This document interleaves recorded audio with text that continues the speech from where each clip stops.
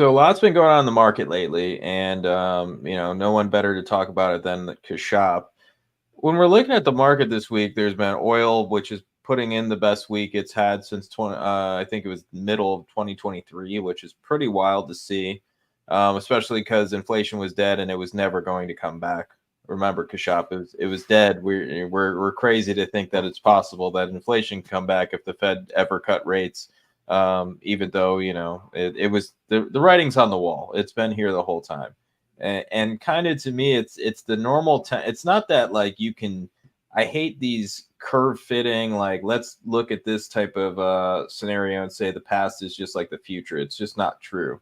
But when we look at a chart like this, it's not to say like, hey, it's going to fit perfectly. It is to say that the Fed usually gets behind the curve.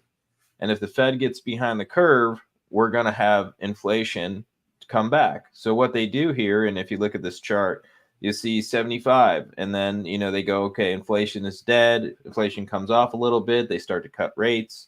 And if you even overlay another chart, which I might do this the next time we're on, if you overlay the Fed rate on top of this, it looks pretty similar. So inflation comes down, they start cutting rates pretty heavily, inflation comes back. And that's what we're going to probably see going forward. And we're kind of seeing it already. So, Kashab, what are you seeing out there in the market this week? Anything people out there should keep an eye on? So definitely it's inflation. And it's not just the oil price going up because of war or gold price going up because of war, because there seems to be a misperception in the media that gold is only doing well because you have a war in the Middle East, or oil is only spiking because of the Israel Iran tensions. And it's not true. The fundamentals are bullish, the macro environment is bullish. It just so happens that the immediate catalyst for the current move was the warfare. And that is all it was. It was just a catalyst. So overall, the Fed cut rates, and the first, when they cut 50 basis points, everyone thought, oh shit, they are cutting so hard, so heavily because we are going into a recession and they don't want to be behind the curve once again. And within a couple of weeks, the market realized that the Fed cutting rates is extremely bullish for commodities. And then on top of that, you got the stimulus from the People's Bank of China, and that lifted the entire commodity complex. And now the talk is all about the return of inflation. So the war, whatever is happening in the Middle East, that is just one of the catalysts for inflation to come back. The trigger is the Fed rate cuts. The trigger is the growing fiscal deficits. The trigger is the amount of money the US government spends on its foreign ventures, on defense, on pretty much everything. So if you look at the budget deficit for this year, it's projected to be around 24% of GDP, which is insane. The debt is growing at a level that's making sure that we are going to have inflation for years and years to come. It is just baked in, and it is uh, it is meant to be this way because the only way to get out of debt is to inflate it away, which is what the government is doing, which is what the central banks are doing. So uh, that's what I see happening in the markets, and that's why we are not getting a correction, even though everyone knows valuations are overextended. You have stocks which have a 250 PE, and it's not even a big deal anymore. It's just like you have stocks like Palantir, which are just going crazy. And this happens because the monetary environment is too loose. And that is not about to change because the Fed is insistent on making it even more loose. And the fiscal spending is insistent on making it even more loose. So I think we just enter this kind of melt up phase where everything goes up. You get these nasty corrections, pullbacks because you have the sector rotation, the asset rotation taking place. But eventually, the constant debasement of the currency just makes sure everything goes up. And all the central banks kind of seem to be on the same page here because no one really wants to induce deflation. The Bank of Japan tried it, and then immediately after seeing the effect, you had the Nikkei move from something like 40,000 to 30,000 in less than 20 days or something in August. And once they saw that, they're like, whoa, we are not going to be the ones in charge of creating a debt deflation, global debt deflation. And then they backed off. And no other central bank wants to actually take on the mantle and say, enough is enough, we need to prick these bubbles. So As long as no central bank, there is no Paul Walker out there. And if no one steps up, we are just going to see constant monetary debasement, which is what gold is telling you, which is what oil is telling you, which is what even stocks are telling you, even bonds are telling you the same thing. And why are bonds telling the same thing? Because they know that ultimately all bonds will end up in the central bank balance sheet. So that's just what I'm seeing. That makes perfect sense, and I think that's something that traders have to always pay attention to, and it's a thing that as the years have gone on, Kashap and I have been through so many cycles of hyperinflation is going to happen tomorrow. All these things are going to happen, and so like we also while it's we kind of like laugh about it, at the same time it's like we know that that's a possibility at some point. We continue down this road with this continued, hey, let's all have a race to the bottom. Hey, this is, one of the times the market isn't under any pressure that they're cutting rates to this type of extent. I mean, there's no pressure on the market. The market looks fine. It's been an uptrend for years. It's been moving nicely. So we're not seeing that type of pressure in the market, and they're going to come down and cut rates. And I think you made a great point about inflation. A lot of people think that inflation has to go into one thing or another thing. And honestly, like it's a ridiculous thing that people say all the time, which is, oh, well, we're not seeing inflation. It's not in commodities. Or you're not seeing inflation. It's not in your food prices. Inflation can go to, if you give all the money to the banks like you did in 2008, 2009. Of course, the money went into stocks. Of course, the money went into the banks themselves to hold it, because they were given money to hold that money. So all of that makes perfect sense, that it would go into stocks and into the stock market. And then in 2020, you have something very similar to the debt to GDP ratios at insane levels. Go back to World War II is the last time we kind of saw something like that. And then we get the same thing that happened in 2020. We give money not only to banks, but also to small businesses, or whatever business really, or whatever person wanted to say they had a business, got a lot of money. So money's just kind of going everywhere. So not only went to the banks that time, went to people, small businesses, big businesses, everybody in between, and individuals. And a lot of that money's still out there. That's the thing. It's not like that money just disappeared. If you look at money markets, there's money still out there. So it's not like if the market was to crash, nobody would have picked it up. Somebody would have came in and bought it. But at the moment right now, we're kind of looking at this. It's still going up. The Fed's going to lower rates. The money's probably going to come out of these things, because at the same time, they know that the money's got to go somewhere, and most likely the market will continue moving up. I just think the areas that are extremely overdone might be things we don't want to be looking at anymore. Maybe we don't need to own tech as heavily right now. Maybe we need to move to different areas in the market. And also, gold's telling you that the commodities are going to start moving. So I think it's a really interesting time as traders. And part of the thing I wanted to do today with my buddy Nick, it's his first time on live. So thanks for coming on, Nick. Excited to have you on here. Absolutely. And we wanted to talk about your models, man. So why don't you tell everybody how your models kind of work and what you kind of do? And also, I'd like to talk to you a little bit. I was thinking about this earlier today as I saw the Spirit Airlines thing. I was like, I might want to ask Nick about that too. So you can think about that. You can think about that while we're chatting. But what do you do? Why don't you tell people your company and go a little bit through your backstory? Yeah, absolutely. So yeah, my name's Nick Thomas. I'm a trader now. I've been trading for about 20 years, 21 years now is when I first got into it. Obviously at a different extent now than when I was 10 or 15 years ago. But 2020 was kind of like one of those opportunities, right? This has always been something that, for whatever reason, I didn't have anybody around me that was into this stuff. But for some reason, I just was drawn to it, right? And I didn't know where to begin. So it was just kind of, it was learning little bits here and there through the years. And then obviously as you start trading, you learn a little bit more. But one of the things that I noticed early on when I was a kid is that, my dad was a realtor when I was a kid. Actually, my dad and my mom owned a brokerage for a little bit as well. And, a lot of lot of my dad's buddies were contractors. I got a lot of family members that are in the trades.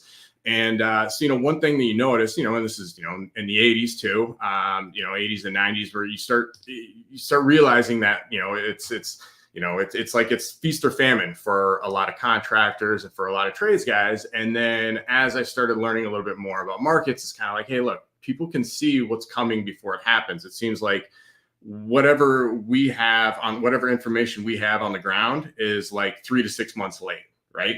We're behind as consumers. And so what happened is that, for contractors and for trades is, it's flush, everything's great. And it's like, bam, it's like somebody just shut off the faucet. Right. And a lot of times it seems like it slowed and then they picked back up again. And then they got the big drop down. And that's what, typically, catches people off guard, right?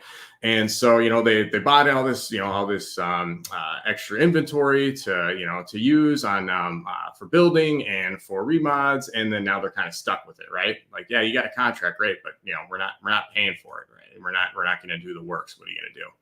So so in the back of my mind, I was always like, man, if there was something there's got to be something somewhere where somebody's like keeping track of the economy and just say, hey, look, here's the time when it's the safest, right? Like, early, once you get past the recession, everybody's like, oh man, the recession's just starting. It's like, no, it's most of the people think it's just starting when it's actually in reality, it's just ending or at the tail end of it, right?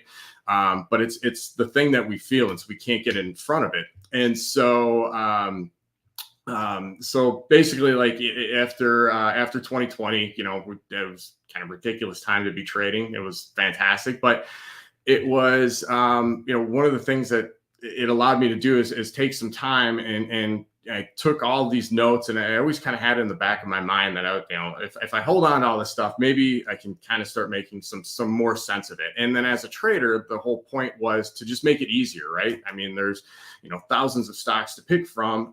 I don't want to go through all of them all the time. I want to know at what points throughout the cycle that some are going to be the weight is that the wind is at their back, right? As that is in different sectors and different things. So yeah, basically I took all of like literally everything I had accumulated over 20 years and just started piecing it all together and seeing if it had some sort of flow or some sort of structure. And I really started with all those, prospectuses that have been thrown out by banks through years, and just kind of started piecing them together. And it really did kind of form a pretty clear pattern that you can see throughout history. So I took it back, I kind of did an overview all the way back to the end of World War II. And then what I did is I sat down, I kind of had a good, format. I was like, well, this is great. Let me see if I can, tighten it up a little bit. And I ended up kind of tripping over myself and figuring out an algorithm that this thing just kind of does its own, the tracker just kind of does its own thing. Right. And so, it's really based on economic cycle theory, which is 150 years old. I think 1860 is when it first came out. 1860. Hey Nick, real fast, can you expand that at all? I don't know if it's on your end or. Yeah, let me see. But no, this is part of the reason why I wanted to have you on, because I thought this was really interesting, fascinating. Because to me, I have these models and I have gauges, and they're not as pretty as your gauges. Your gauges are much more beautiful than mine. But looking at the gauges and understanding where we're at in the market and in the economy, that's something that's not easy to do. And really dicing it down from your price action and fundamental models, I thought this was kind of a really cool idea that I wanted to bring on today. Because really it's there's so many things that happened, and we can kind of take a little history lesson through your back test and kind of understand what you're thinking here. So is that on your screen, or is that mine? I think it's on mine. I think it's the way I have it set up. Okay. So I'd have to unshare it and kind of figure it out. But we can do that. I can try that in a little bit there too. Yeah. But I figure give a quick overview if you can on that. Or let's see here. So Kashap, generally, what are you looking at when you're trying to assess where the economy is overheating? Like this is an interesting time, and it's an interesting time to have this conversation because what the hell is overheating anymore? Like there was when we first started trading, like there was overheating that made sense. Like now it's like ever since, especially since COVID, like even when the market just melted up for 10 years after 2010, 2009, like that was fine. That made some sort of sense. There was cool down periods, there was flat periods. This is like the market is either crashing quickly and wiping away the losses quickly, or we're getting into this like constant melt up period with no end in sight.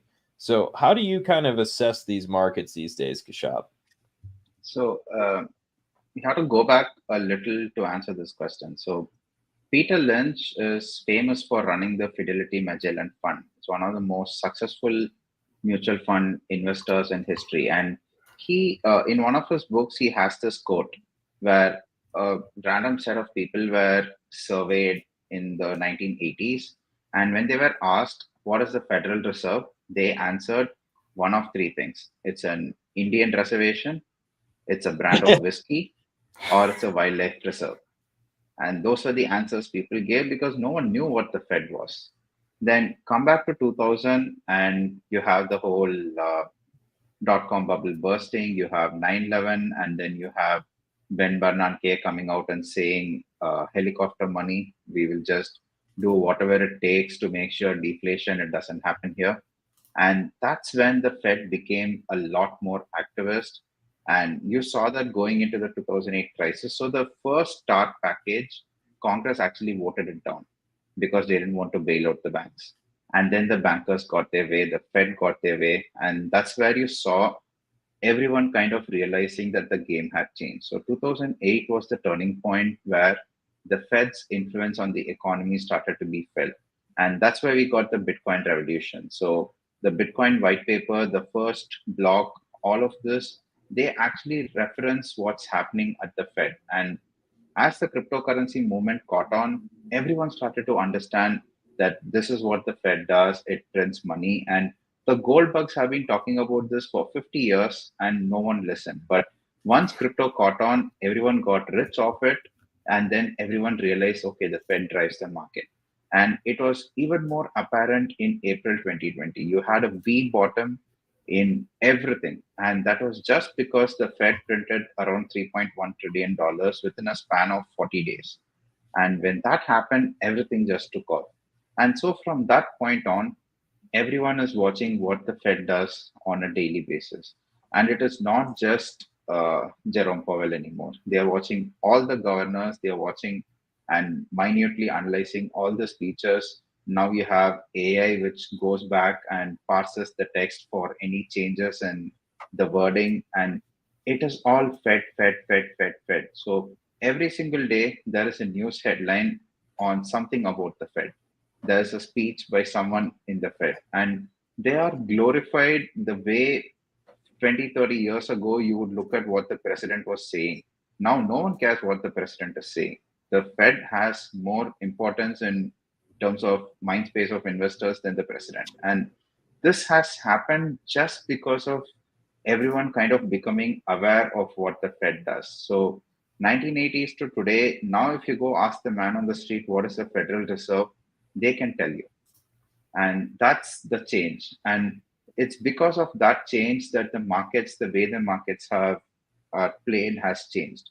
Now you have algorithms parsing what the Fed does, and everyone knows the markets are driven by liquidity. So the liquidity just flows much faster than it used to.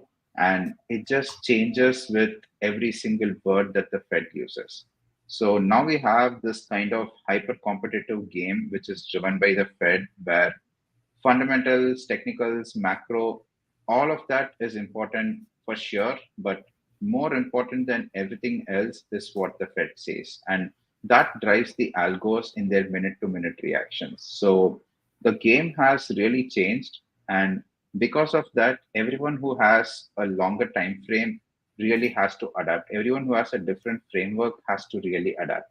So I'm not sure if I answered your question, but this is exactly what I tell people when they ask me, why is it that I trade the way that I do now? And that way has changed a lot from, I used to be a fundamental investor. And after 2020, I realized, after April 2020, I realized the game has changed.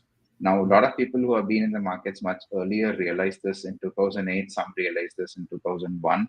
But after April 2020, I think it's obvious to the entire world that the game has changed. And just look at what the Chinese stocks have done. PBOC announces stimulus and they go straight up.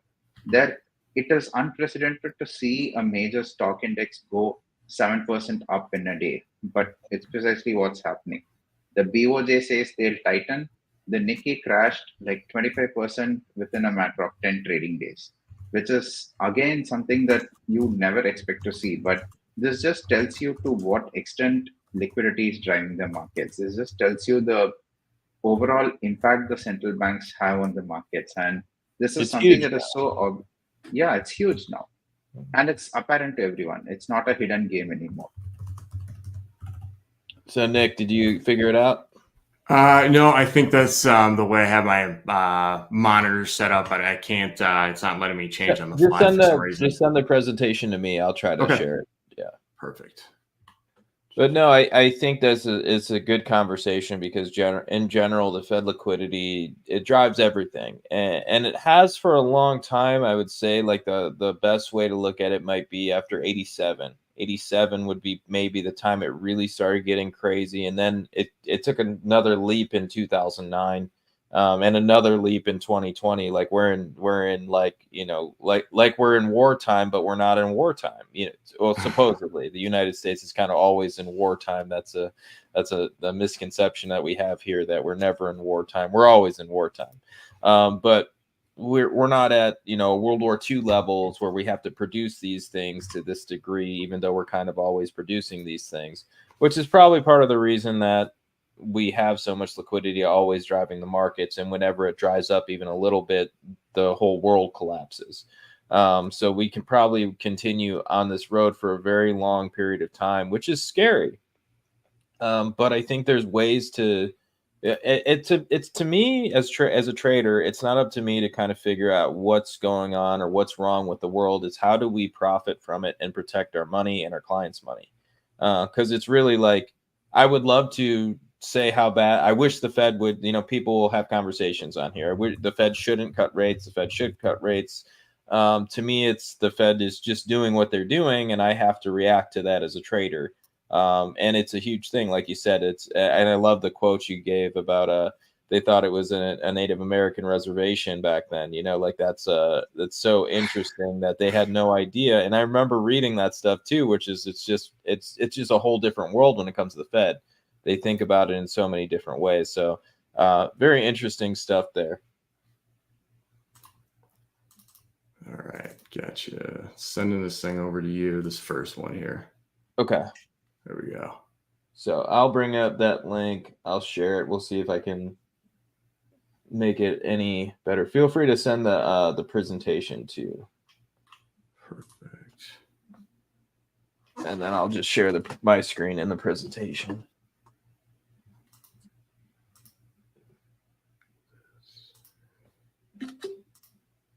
Okay. So I'm going to bring up the first chart. I'll probably be out of room because every time I bring up a chart, I'm always out of room on my charts on here. So that makes sense. So let's see. All right, we're in. So we'll start with the first one, and then you can kind of explain like what you mean by expansion, stabilization, recovery. What are we looking at here, Nick? Yeah, absolutely. Let me pull this back up here. Where'd you guys go? No, I lost it.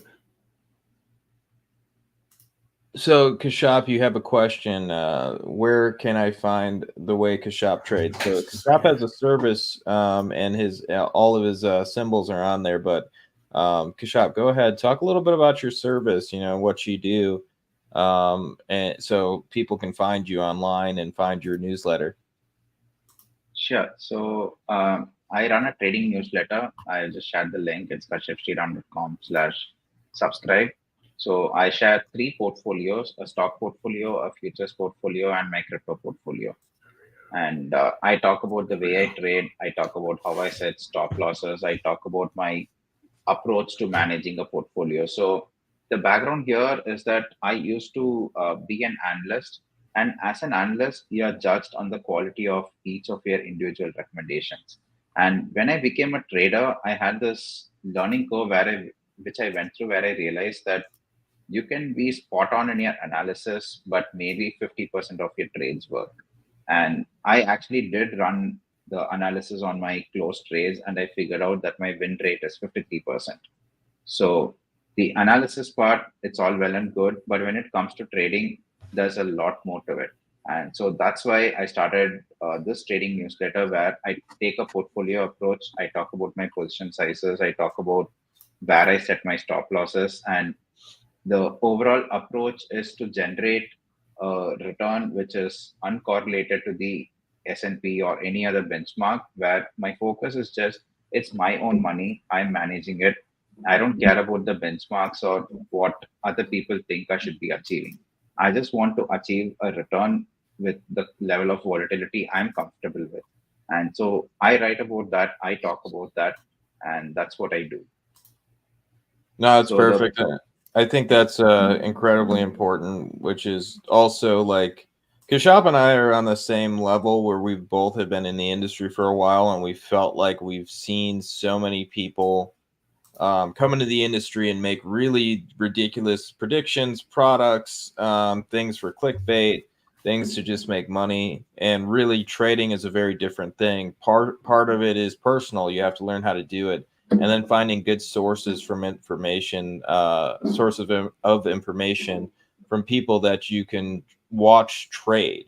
Like, that's something that's incredibly important. So if you have people that are just putting out, information, hey, I really like this thing, hey, bonds look cool here, or whatever, it's not really that important. If you want to learn how to trade, you got to find the people saying, I'm buying here, I'm selling here, here's what my portfolio looks like, here's the trades we're putting on, we're going to buy calls on this at this level, we're going to buy wheat on a Sunday, whatever the hell it is. You just got to find somebody who's doing those things. And I think Kashop and I have both have platforms that do that pretty well for everybody. What were you saying, Nick? This thing's not letting me, I can't send the whole presentation to you on here. I think the file's too big. Yeah. Oh, okay. Don't worry about it. But I can feed you these things as we go. Yeah, just send whenever, whenever. I'll bring it up. So stabilization. What do you mean by stabilization? What would be the bottom in the market if we're looking at March 2009? Where would we be at? Yeah, so stabilization is really, it's so the way that I have it is this one's a hard and fast rule. It's got to be there's 12 things that happen in a stabilization, and so the rule is once it hits 5, then the market goes into stabilization. This thing is really meant to be an indicator, like a forward-looking guide, right? So the hope was that it was going to be a little bit ahead, and that's actually what it ended up being. So it's you can actually take a lot of the econ, a lot of the cycle theory. They only have four phases, and I decided to keep stabilization in because of the fact that it's it happens typically in the middle of a recession. So when people are thinking that it's never going to get better, right? And what has shown is that as stabilization hit, within a few months, the market's actually bottomed. And then so obviously the markets are a forward-looking metric. And so that once the markets start to bottom, then obviously it starts bringing up the rest of the economy along with it. A few months later. So it's a few of the things that I looked for are is the inflation pressure. Is it low compared to what it had been, and is it starting to stabilize, right?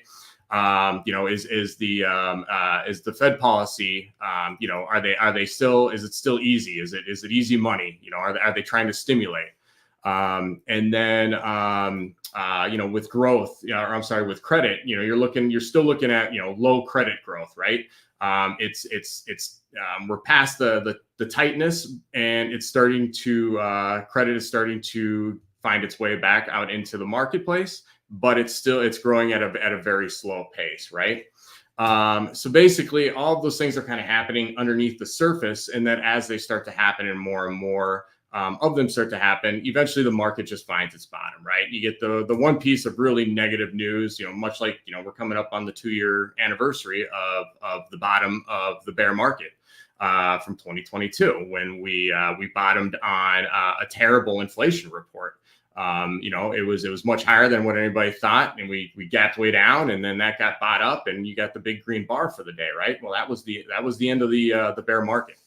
So, but anyway, and then so as it starts to go, the recovery starts. The recovery starts once you've basically the market's already put in a higher low at that point, and then the recovery is actually, we're just making up the space that we fell down, right?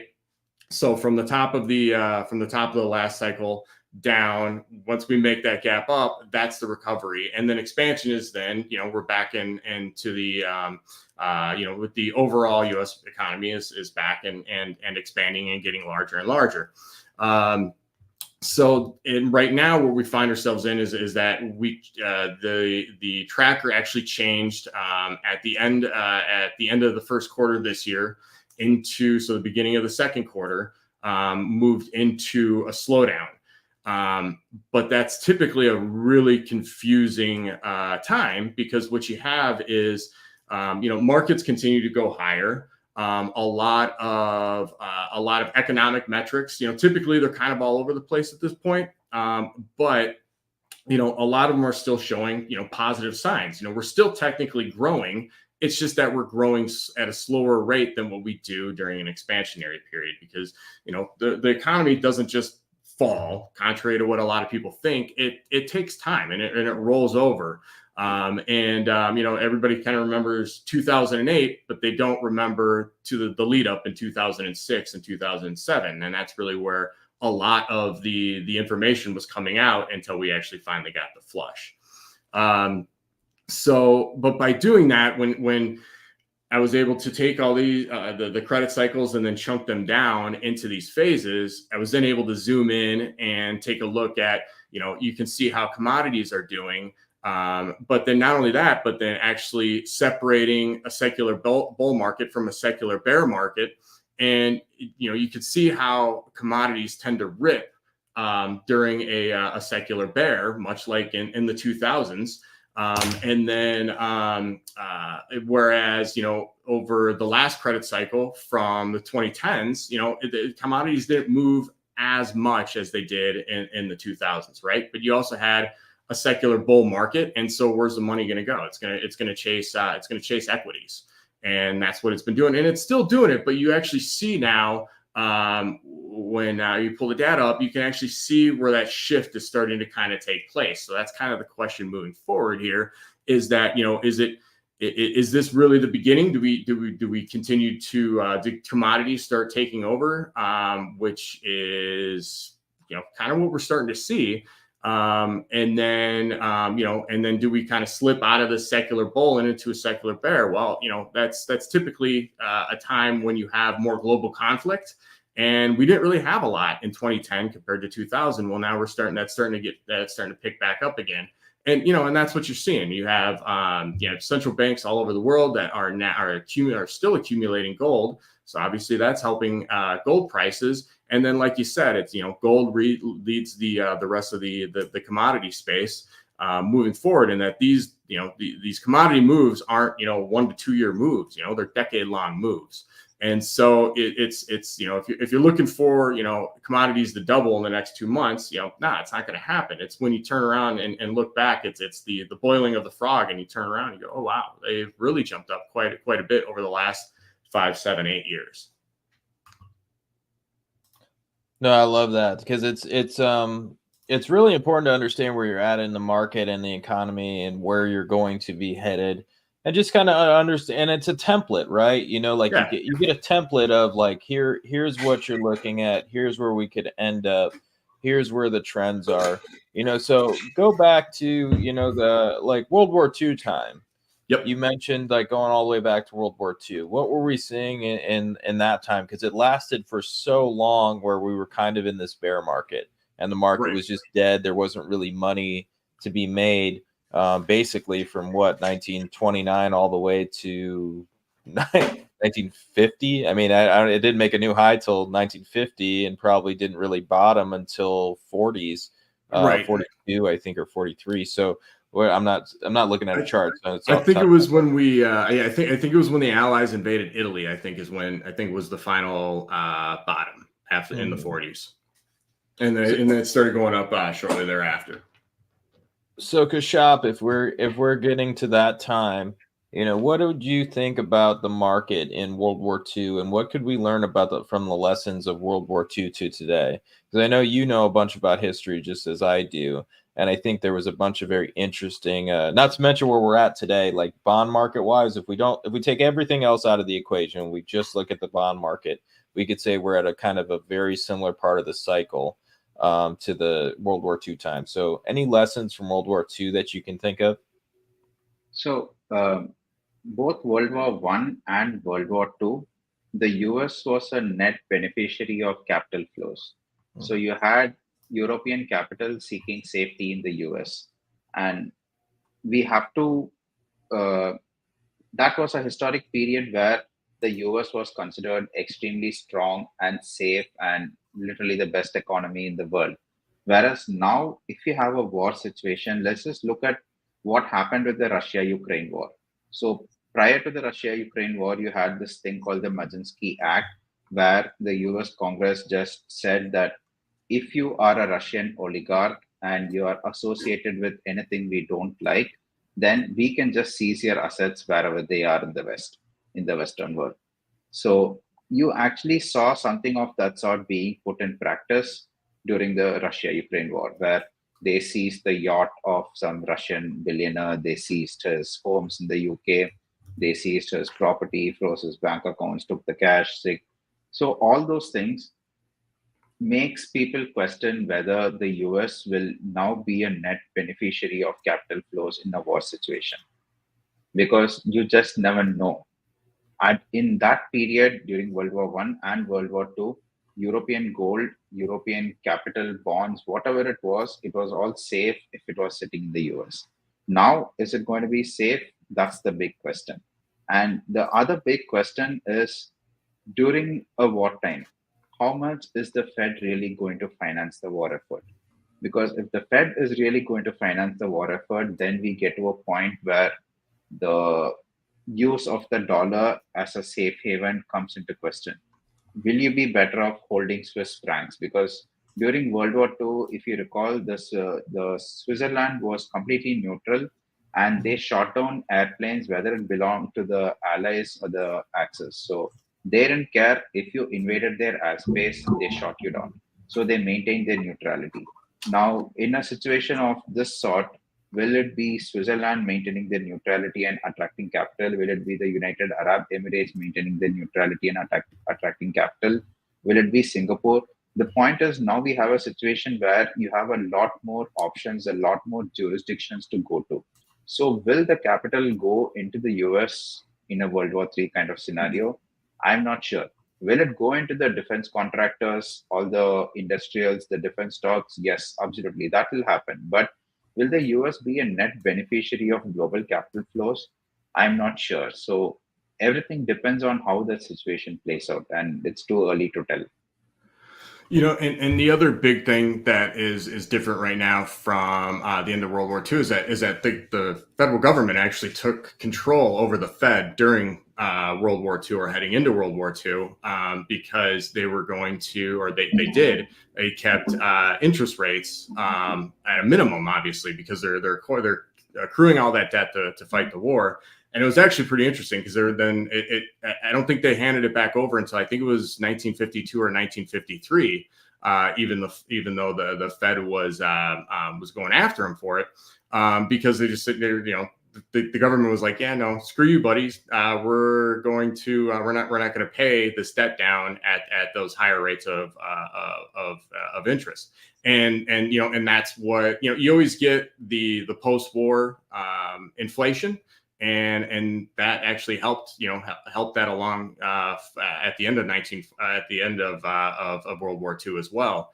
And the other thing is that the country was tired afterwards too. So there wasn't a lot of economic growth. It really didn't start until they started building homes, and then you started having the baby boom, and with more and more families, and then that's really what pushed the economy into that growth period of through the 50s. A couple of speed bumps along the way, but it was a significantly different time too, obviously, right? Where you had a bunch of people coming home that were worn out, seeing a lot of their friends get killed, and then there wasn't a lot of productivity in the first few years there. So it all kind of like fed on itself, right? And then, Morgan Housel's new book, talks about that in the 50s too, where it's like, why are people keep on pointing to the 50s like it was so great? It was like, well, it was low expectations, right? They didn't expect a lot and they got a lot. And they were really happy with what they received. But you think about, the 10 years prior, yeah, of course they were happy. Life was a hell of a lot better than what it was in the 40s, So I'm sending you some more shots here of the last 3 credit cycles as well. Okay. No, I think the World War II stuff is incredibly interesting, and I think man, I could have a whole channel just on history. I love having this conversation because it's, once again, it's the thing that is the thing that stays in my head right now is the debt to GDP ratio. As we continue to look at that, and there's not many indicators I go back to that are fundamental indicators that are something I can kind of see where the economy is at, but that ratio seems to work very well for me. But looking back at it and going, okay, we're at the same exact levels that we were during World War II. And then it's the same time when bond yields started to rise for a good, 40 years. And just the general trend, you look at, like, once again, it's history repeats. It doesn't rhyme, but it repeats. It's probably said that backwards because they say everything backwards, but whatever. The point is that bonds, as we're kind of in this inflationary cycle, and as we saw a very similar thing to World War II, and look at 1933, the gold seizure. If we look at the gold seizure in 33 and what happened with the government taking over the Fed and so on, like, it created this major debt bubble to fund the war. It's the same thing that happened in 2020. We have the same thing where we're making this major debt bubble to fund the war. It wasn't a war at the time. It was a war against, we have wars against things that are abstract thoughts now. We have the war against drugs, the war against terrorism. Back in the 30s, there was a real war, but now they're abstract. So now we have the war against COVID. We got to fight COVID. So we got to spend all the money in the world, shut down the economy, give everybody money, whatever it was, and whatever your beliefs are about it. It turned into this massive bubble. And this bubble has gone into different areas. It first started with stocks and then went to commodities. Now it's back to stocks and maybe commodities again. But that's how these cycles work. So I fully believe that we're in an inflationary cycle. I say this all the time. Like, yes, we'll have tradable opportunities to buy bonds once in a while. Great. But if I was a long-term investor, or if it was somebody's parents were like, hey, what do I do with these bonds? I would be like, don't keep buying them. Probably sell most of them, get rid of them. I had a guy come to me, and this is an interesting story. He's he died like a year ago. It was my fiance's mother-in-law, and it was her boyfriend.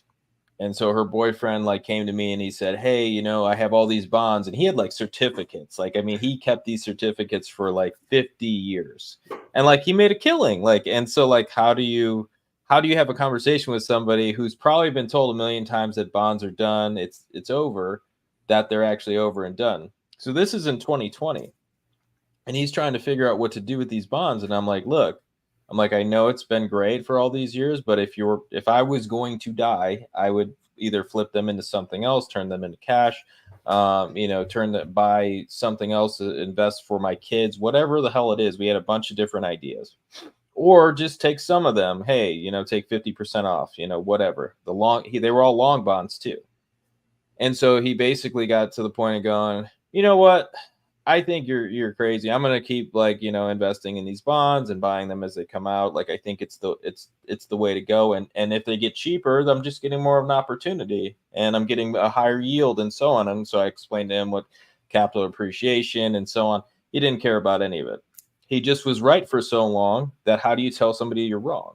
And that was I had a presentation recently where that's what I talked about, which was the idea that it's like I was talking to a guy named Stephen Weitzel, and the idea that he said, yeah, it's like it's Pavlov's new dog, and like I was like, wow, that's like genius, and I was like, every day I would ask this dude, are you going to write a white paper on that?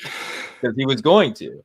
And he was like, no, I never got around to it. Finally, I was like, hey, I'm taking your idea. I'm going to go a little bit of a different direction. So I took it into Stanley Milgram's experiments. And so basically you take it to the Milgram experiments, understanding that, people listen to authority and they go, okay, your RIA has been telling you that you need to buy bonds, and your RIAs have been right for 40 years. It's not even that they care to be right. They just care that you keep giving them money so they can make fees on it.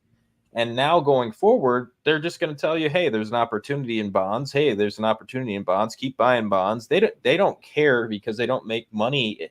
And all of them, and this is interesting change to the industry, none of them make money anymore by gains. They make money by just a flat fee on your money. It's all flat fees now. So like they have no incentive to make you money. They just have an incentive to get your money. So it's like, I think this bond thing and thinking about it from the angle of World War II coming in all the way to today is kind of the biggest thing we're looking for here. And some people will be like, I don't trade bonds. Why does that matter? It matters to commodities. It matters to stocks. It matters to the economy. It matters to just about everything you're going to do in your life, whether you work a normal job, invest, or just trying to protect your family's finances. Whatever it is, this is probably the most important thing you can pay attention to. So that's why I love these conversations and going back to something as wild and seems so far in the past as World War II. But it's just something we need to talk about because World War II led to the hyperinflation in the 70s. And also now we're in a very similar thing where COVID could lead to hyperinflation at some point. At the very least, inflation is obviously the primary trend here. Yeah, well, in Vietnam, obviously, as well, too. We were rolling out of that. And then that's also kicked in for the 70s as well, and that's what made it the decade of malaise. The Nixon shock. It's kind of the what, but the answer is why did those things happen? And right. I think it's when you get to this inflationary times, you're going to see very interesting moves from central banks and governments. The same thing like the Nixon shock. That was driven because of the inflation. And they were like, oh, the dollars aren't worth that much. And we're certainly not giving them the gold for that. That doesn't make any sense. So we're going to keep the gold and we're going to do it this way. So I'm mainly saying that the beginnings are starting now. I don't know what the next catalyst will be, but there will be some very interesting moves from our government, central banks, and so on going forward that people aren't going to be able to predict, but they will all be driven by inflation. And that's what we're supposed to do, right? I mean, as traders, we're supposed to get out of the moves as they're ending, and then get it, and then go and find where that money's going, right? Where it's going for the next, the next decade, because that's what it does. I mean, it's cycles within cycles within cycles, right? Fractals and that. So I mean, and we're just trying to find where all of those little things are, where one drops off, where the next one picks up, and how all those things work together, and then you got to throw in the nuance of an imperfect world as well. And Kashop will remember this one. And in 2020, you remember, and this is like, I don't usually share about all the real crazy universal stuff I get to as a trader, but like I get into really crazy shit. And back in March, it was like March 19th, or I can't remember what day the bond market topped in 2020. It was March 2020 for sure. but it was the second week or something. And there was like a universal pattern on top of all these things. And it was like, and I remember talking about, we've seen the top in bonds for years. And now, once again, it's not just one thing. It's the fact that, does anybody think like rates are going to get below zero in the United States? Can it happen for a long period of time in the United States even? And I think that's, as long as we're the reserves currency, I think that's kind of impossible. Anything can happen, so I shouldn't say impossible, but that's the one thing that's going to be, it's a hard sell to me. So looking at it from that angle and going, okay, well, rates, if you think here today you're going to see rates get back to 0% sometime soon, like that's probably a bad bet. Most likely, if at the point we're at, if rates got to 2.5%, it would be like having them at 0% before. So we're probably never going to see that again. We will see a drop in rates. Yeah, and we're also in very rough shape. Yes, we would have to be in insanely rough shape to get back to zero. But once again, it's part of that trend, the trend over time that will probably be higher. It's not. I'm not saying that we won't lower rates here and there won't be tradable opportunities to do so. I am saying that the primary trend over the next 10 years, 20 years will probably be higher inflation, higher rates, and figuring out how we handle that until the next turning point, because that's going to be the thing that really separates people who can protect their money to not. And really the answer is that, the governments, not the governments even, but the Federal Reserve, the central banks, like they're always going to err on the side of inflation. I mean, even like understand that 2% inflation compounded over that long of a period of time is insanely high. Like that's a lot of inflation, and a lot of people don't understand or talk about that stuff. So we see that 2% could be crazy. But what if we're compounding at 3%? What if we're compounding at 4% inflation per year? Like when does it get to this point where we're just kind of dragged through the mud?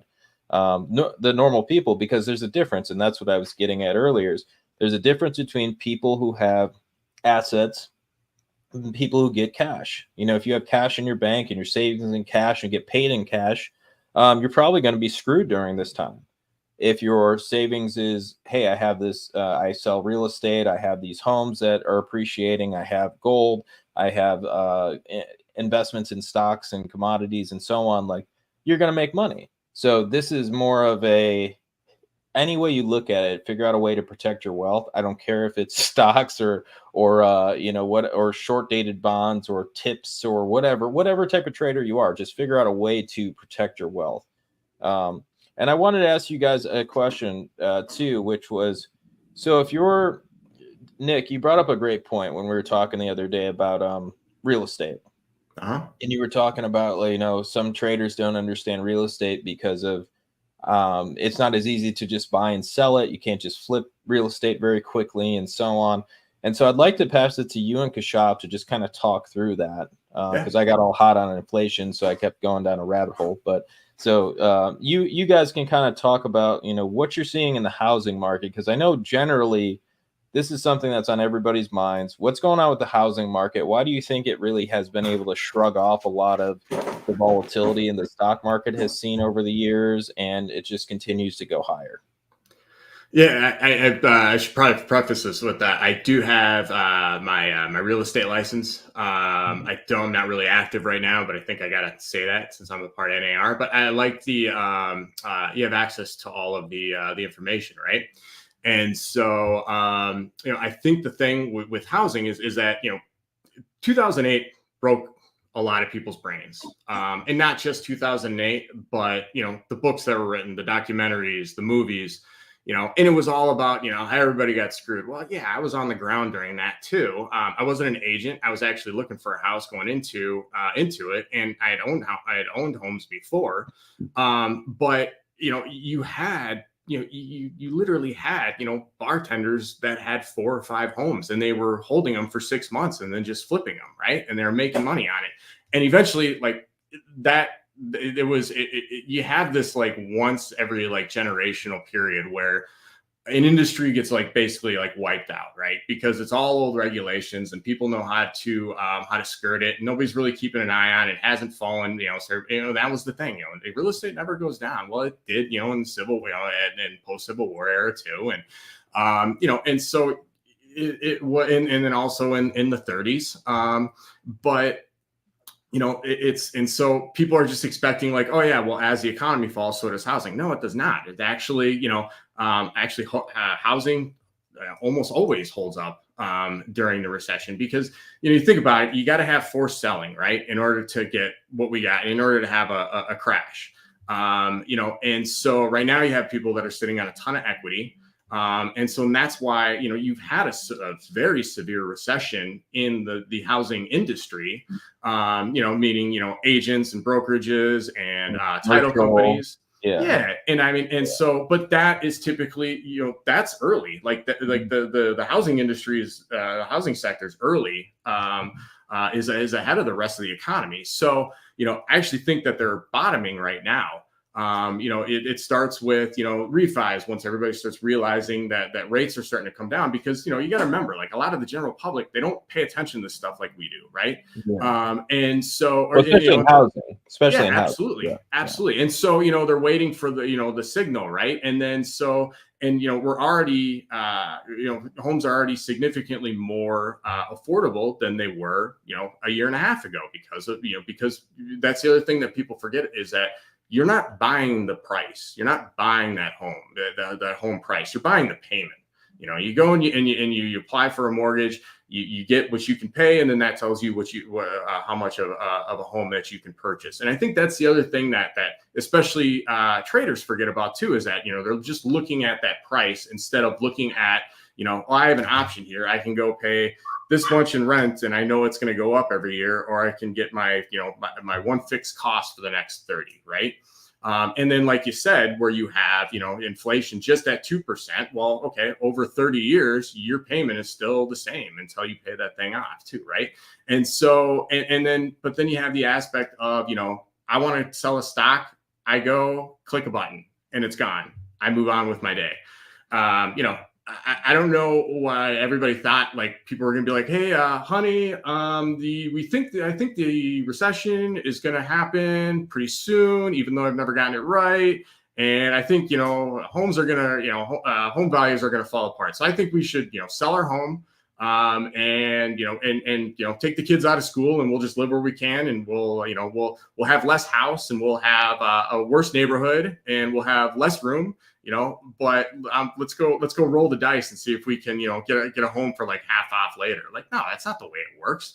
That's not what people were doing in 2008. It was like people lost their homes because they couldn't pay them anymore. They had too many. Some had too many, and then rent started coming down because of the supply glut. And so you don't have any of that stuff happening today.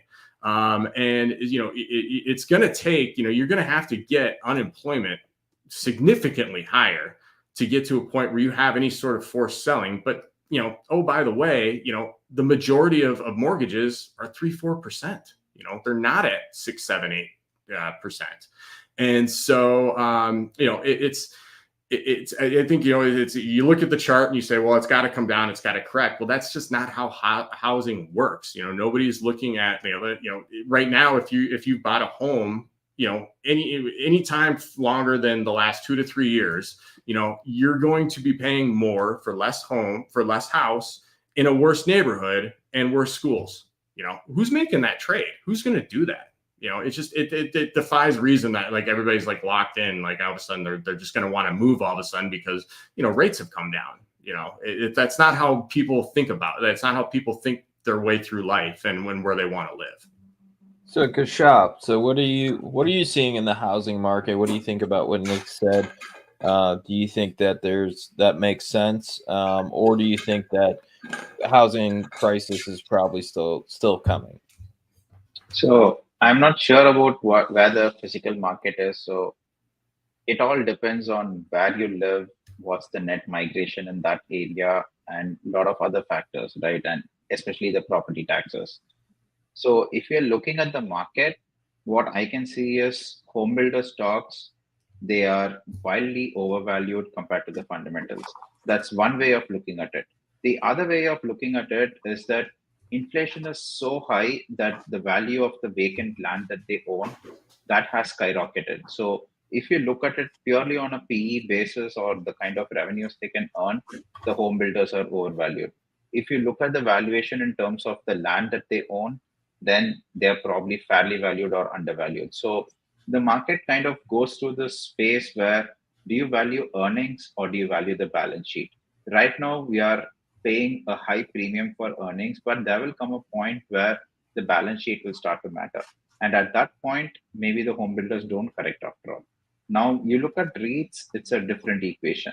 But even there, the problem is when you have this constant money printing and you have net migration into the United States, the value of land has to go up because it's a scarce asset. So that's one factor. And living in Dubai, I can see this firsthand. So the house that I'm currently living in, I just moved to a new house and new apartment rather. And the value of this apartment has appreciated by 33% in the last 2 years, which is crazy, but that is how high real estate appreciation is in this market. And going back to my hometown in India, I'm seeing homes being sold for the minimum value is $500,000, which is insane because that's just a sum of money that most Indians can never aspire to even earn in their lifetime. And yet that's the minimum value that few apartments are being sold in. And in fact, you have high-end properties in my hometown which are priced as high as the high-end properties that you have in Dubai, which is again something that's mind-blowing. But it's all the effect of the constant money printing and the migration patterns. So I would say with housing, just don't expect a crash. Maybe you get a crash, well and good. Maybe you get or see some pockets of value, that's fine. But overall, if you're expecting the entire housing market to implode like it did in 2008, I really don't think that's going to happen. And I know it's a bold statement to say it's not going to happen, but that's my stance. Now, if you look at commercial real estate, that's an entirely different story because commercial real estate tends to be in prime areas and they tend to have huge property taxes and upkeep and maintenance and all those other things that so there was a story about a New York commercial office building which was sold for $1 and the seller just wanted to get it off their hands because they couldn't keep up with the minimum maintenance and the taxes. So you have that dynamic in play in the commercial real estate sector, which I think, and of course with COVID and the whole work from home thing, and there's just less demand for office space in general. So because of that, I think that sector is going to be hard hit. But actual housing, I think it's going to be two parallel universes where you have the players in CRE taking a lot of pain, and you have players in the traditional housing market which tend to do well. And it is going to see that contrast everywhere, unless maybe the zoning laws change or the property tax rules change or something like that. So, and I think that's exactly where it's headed. So, you have rent controls in New York City. Why did it happen? If you go back to history, the reason rent controls happen is because when the male in the family goes and fights a war and they don't want the family to get kicked out of the apartment because the male is no longer earning because obviously the army pays less than whatever the private sector paid. So you had that situation where they put in rent controls and kind of the whole stabilization thing. And then the war ended, all the GIs came back, and those rules never changed. So the apartments just kept getting changed hands, but the rent control stayed in place.